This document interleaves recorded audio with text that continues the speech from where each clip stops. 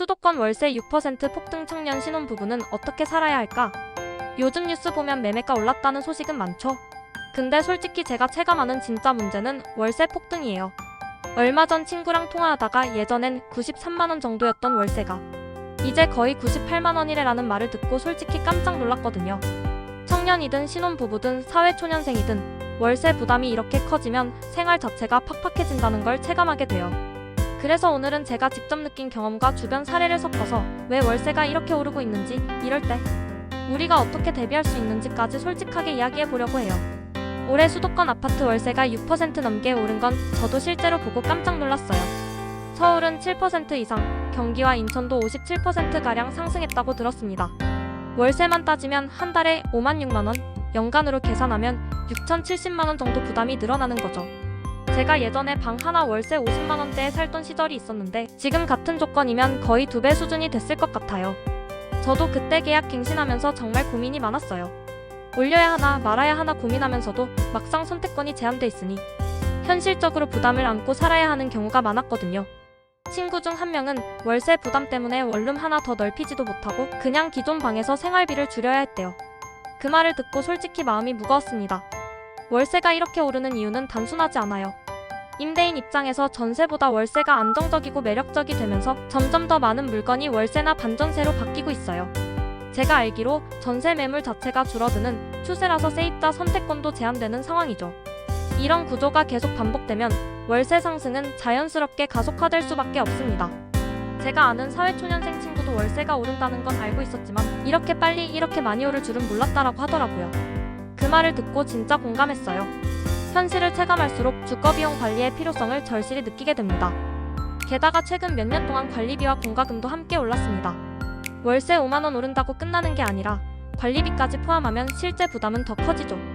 제 경험상 계약 갱신 시마다 과연 지금 수준에서 안정적으로 살 수 있을까? 라는 고민이 항상 따라왔어요.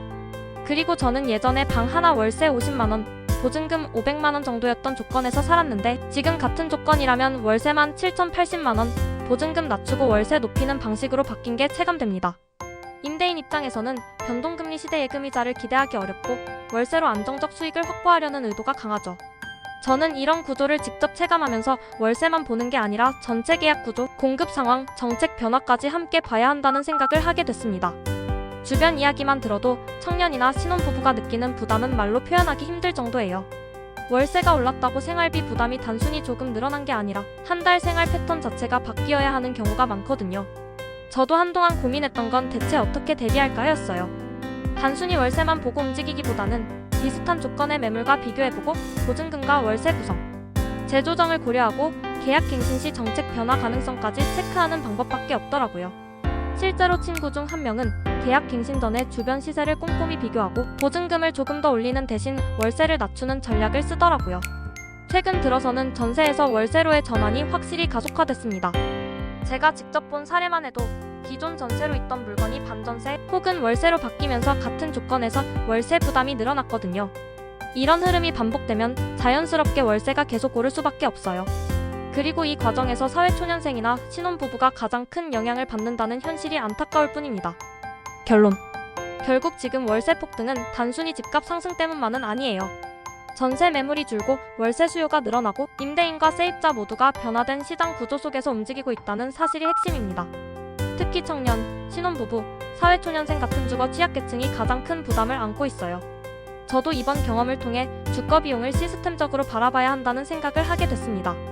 단순히 올랐다 내렸다만 보는 게 아니라 계약 구조, 공급 상황, 정책 변화까지 함께 고려해야 한다는 거죠.